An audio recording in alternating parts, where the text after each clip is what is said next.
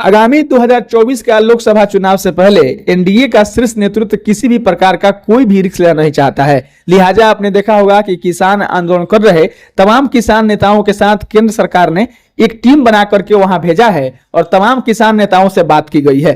केंद्र सरकार की तरफ से एक प्रस्ताव भी रखा गया है, जिस पर किसान नेताओं का कहना है कि उस प्रस्ताव के बारे में हम लोग 2 दिनों तक आपस में विचार विमर्श करेंगे और फिर 20 फरवरी की शाम हम अपना फैसला सुनाएंगे। आपको बता दें कि इस तरह से एक घटना और बिहार में हुआ था। जैसे ही नीतीश कुमार महागठबंधन को छोड़कर के एनडीए में शामिल हुए थे और नियोजित शिक्षकों को लेकर के जो सक्षमता परीक्षा देने की बात कही गई थी, उसमें एक भ्रम फैल गया था या फिर यह लोगों को समझ में आ गया था कि जो भी नियोजित शिक्षक है, अगर वह सक्षमता परीक्षा देते हैं, अगर पास नहीं होते हैं तो उनकी नौकरी चली जाएगी। इस पर आपने देखा होगा कि प्रदेश स्तर के जो भी नेता हैं वे लोग सामने आकर के कहने लगे कि इस तरह का कोई बात नहीं है। नियोजित शिक्षकों को नियुक्त होने के लिए सक्षमता परीक्षा देने का जो मौका है वह 5 बार दिया जाएगा। अगर वे लोग 5 बार में सक्षमता परीक्षा पास नहीं करते हैं तो उनकी नौकरी नहीं जाएगी। यानी कि केंद्र सरकार या एनडीए का शीर्ष नेतृत्व आने वाले 2024 के चुनाव को लेकर के कहीं से किसी प्रकार का कोई रिस्क लेना नहीं चाहती है। आपको बता दें कि किसान आंदोलन का आज 7वां दिन है और विगत दिनों यानी कि 18 जनवरी को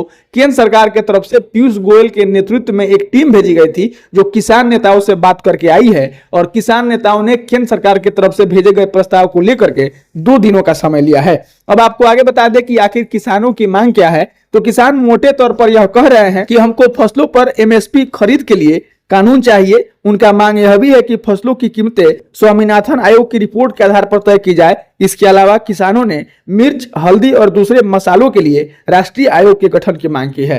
किसानों के इस मांग पर केंद्र सरकार की तरफ से जो प्रस्ताव आया है, उस प्रस्ताव में कहा गया है कि मक्का, कपास, अरहर और उड़द पर 5 साल एमएसपी देने को हम तैयार हैं। अगले 5 सालों तक चारों फसलों की खरीद सहकारी सभाओं के जरिए होगी। नेफेड और एनसीसीएफ से 5 साल के लिए कॉन्ट्रैक्ट भी होगा। वहीं पर केंद्र सरकार की तरफ से रखे गए प्रस्ताव और किसानों की मांग, इन दोनों को लेकर के आगे क्या हुआ, तो आपको बता दें कि किसान नेता सरवन सिंह पंधेर ने कहा कि सभी जत्थेबंदियों से 19 और 20 फरवरी को विचार विमर्श करेंगे। इसके बाद 20 की शाम को अपना फैसला बता देंगे। किसान नेता सरवन सिंह पंधेर आगे कहते हैं कि 21 की सुबह 11 बजे तक दिल्ली कूच को स्टैंड बाय पर रखा जाएगा।